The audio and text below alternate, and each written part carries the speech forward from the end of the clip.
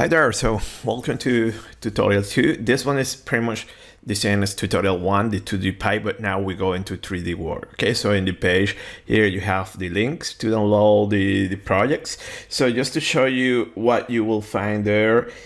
So first is you open the Workbench. So after downloading everything, you will extract that in one directory and you will have Fluent Mesh Case and Workbench. So Workbench will start everything in Workbench, Geometry Mesh, okay? And then the Fluent is outside of the Workbench. So in the case of the Workbench, as you open, you will see that you have this one single geometry. And see that what we have here, okay, so we have different meshes, okay? So using this method, I'm going to show you when doing the mesh, what is this mesh? So different Y plus values, and then we move to here a fully unstructured mesh like with the in 2D, okay? So you will have several meshes, and see here that again, as I mentioned here, you will have different meshes, okay? So each one will correspond for a different system. If you want to convert it to Fluent, remember that you can just drag and drop here and you will convert it. One thing is you want to know, for instance, you click here and then you go into properties. See that it's telling you that system ID is sys. So it's this one. So it's click here, for instance, this one, let me click there here. Properties is telling sys2. So the mesh sys2 is the one that corresponds to this one. And same will be with Fluent and everything. Okay, so that is how you explore. So this is what you have here. So we're going to address this one to create the geometry. I'm going to use in this case a space clean, and also with design model that you don't have it here, but I will put it. And then when you look at the case directory, what you're going to find here in Fluent Mesh, see that you're going to have different setups. So laminar, turbulent, and turbulent fully unstructured mesh. So this two is the zip type measure. So as you enter, you see that you have different Y plus values, you have the difference, and inside you already have the solution. This is the output of the data. Recall that we do the sampling. And this case here, Y plus 1, this one is compressible flow. So we put some temperature at the wall, so we have a heated wall, just to show you how to run compressible. That pretty much nothing's changed, but just to show you. Same turbulent fully unstructured, you have 2 Y plus. So this is what the data structure that we have. So what we're going to do, and let me show you now the case here, the case presentation. So pretty much it's the same. And what we're going to do now is fully 3D, okay? We're not going to use any symmetry, but it's up to you if you want to run later using symmetry or whatever. So we have here the 3D domain, a cut plane in the middle, then in this location where I'm going to sample. And just to remind you how to do this sample. So here I'm going to show you how to do the sample outside of Fluent, okay? Previously we did it in Fluent, now outside of Fluent, which is the way I prefer, okay? So I use my Python scripts to do that one. But just to remind you how to do this sampling, you will need to find a location in your domain. Okay, so in this case, see here, I'm going to sample in this location. You have a line normal to that location, and then you do the sample. So you compute Y plus, shear velocity, and U plus in this way. Okay, remember that also you do the sampling when the flow is fully developed and there is no separation. Okay, and you have here. Okay, so see that in this case you have incompressible and compressible decompressions. Okay, of bus physics. So see that it's only slight deviation here, but everything is due to the mesh. But the important thing is that we should be able to reproduce a similar behavior for all the cases. So basically here you have the steps to do this plot here. So the first thing is that you will choose a location where you sample the wall shear stress. So you put it here, and then in this location also you plot a line normal to the surface. So this will be the line, and then you sample velocity along this line. Okay, this line must be normal to the wall location where we sample the shear stress. So this location is the origin of coordinates 0, 0, 0. So when you measure distance, this distance normal to the wall, this distance starts from 0, 0, 0 and goes 0, 1, 0, 2, 0, 3. Okay, this is very important. So you will need to put this point origin of coordinates. Then after having that one, compute Y plus, U plus, plot U plus in function of Y plus, and remember that this axis is logarithmic. Okay, it's very straightforward. Okay, so you just need to do sampling here, put a line normal, and then you get you have all that information.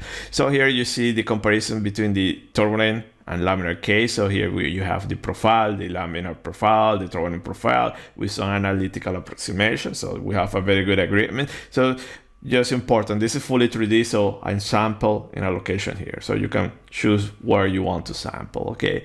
Then here we plot the comparison of velocity profile using different meshes. So see here that we have different meshes and relative good agreement. And here we see better, we can see the location of the first cell center. So see here that this is y plus more than 30.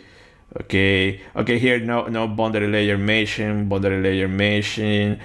this is pretty much in buffer layer and less than 1. Okay, so see each circle here correspond to a cell center. Okay, so you see the difference here. And now when we plot, in this case, this is the laminar case, we do this y plus u plus validation. Okay, this is basic verification. See that we have a good agreement here in the laminar region. So see here that here it will deviate a little bit, but this is not a problem. The important thing is that you should have this agreement. We know there is a laminar flow, and here there is a lot of discussion on where is the beginning and the ending of this viscous layer. So we have said that it's y plus 5, some people say 3, some people 10, but generally speaking, see that when you plot this one, you should be able to reproduce this one, and we see that this in this verification that we have a relative good agreement. Okay, so this deviation here that we see here, this is basically due to the mesh. So as you get much finer mesh, you will just add that here to this line, the laminar one.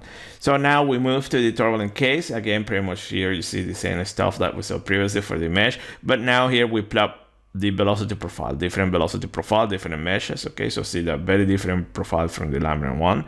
And here you see the location of the first cell center. Okay, and what is important when we're talking about when using wall functions, that we need to concentrate, we need to resolve the velocity profile. So you need to concentrate at least 5 cell centers to resolve that. Yeah, you see here. So if you put here like 2 or 3, you are not resolving that. And see, actually in this case here, we're missing accuracy. Okay, we're deviated. So this is the case where we don't have the inflation layer.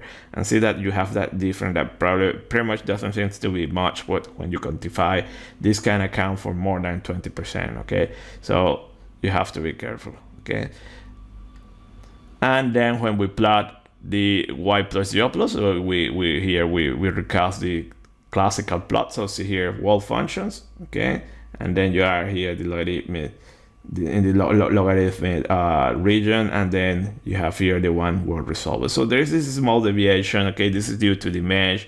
Okay, it's not a problem, but it's important that we need to be able to reproduce these plots, the analytical plots. Okay. And then we move here and we compare incompressible and compressible. Okay, so remember, when you normalize everything, you should get same results. And what is important, that remember that in compressible we can use the Reynolds number to control the whole flow, but when you go to compressibles, you cannot use the Reynolds number. It's not the only control parameter. So here you need to take the actual physical properties of the flow, then you are going to have a different velocity. So for this same Reynolds number that was 100,000, you need to have, for the compressible flow, you see a very large velocity, 17.5. And the previous case that in compressible that we use dynamic similarity, it's just velocity of 1. Okay, you get that Reynolds value. But at the end of the day, so this we have in dimensions, but normalizing everything, so that you get same values. So all these previous plots that I show you is classic verification. So this is something that you do when you don't have idea what is happening. Okay, a new case. So you do this y plus u plus plots. Okay, so remember, independently of the geometry, flow properties, and inlet velocity, you should be able to reproduce these theoretical profiles. Okay, of u plus versus y plus. Of course, there are a few sections. Okay, later when we go deep into the theory, so far we only have scratched the surface. We're going to see that there are some sections when you have pressure gradients, okay, or shock wave. There are a few sections, but pretty much you are going to have similar behaviors, in particular in the viscous layer. Just a reminder again that you should do this sampling where the flow is fully developed. Okay, so apart from the previous plots, you can do also these plots as shown as we did in the tutorial 1. No, y plus versus turbulent kinetic energy, turbulence dissipation rate, Y plus distribution at the wall, so you can do it in 2D and 3D. 3D will be the plot on the surface. In 2D, you can get it in a line corresponding to the wall. Okay, you can plot also laminar turbulent shear stresses along a line. Pretty much you use the same line that you use for the U plus, Y plus, and all this. Okay, and also then, for instance, in this case in the pie that we have a lot of data, so you can get the friction coefficient correlations and compare. Okay, so this is part of this validation and verification. And just to end up here, just to show you that here we have the plots of turbulent kinetic energy, dissipation rate, laminar shear, turbulent shear, okay, velocity, magnitude, function of Y plus. This is done in Fluent. Okay, so also you can do it in Fluent, but as I mentioned, I prefer you see that you can get some prettier plots using Python or whatever you use, but also you can do more stuff. But also you can do it here. I will show you the files. So this is the case presentation. Okay, so then in the next video we're going to start to do geometry, meshing, and then setting up. So thank you for your attention and see you in the next video. Bye.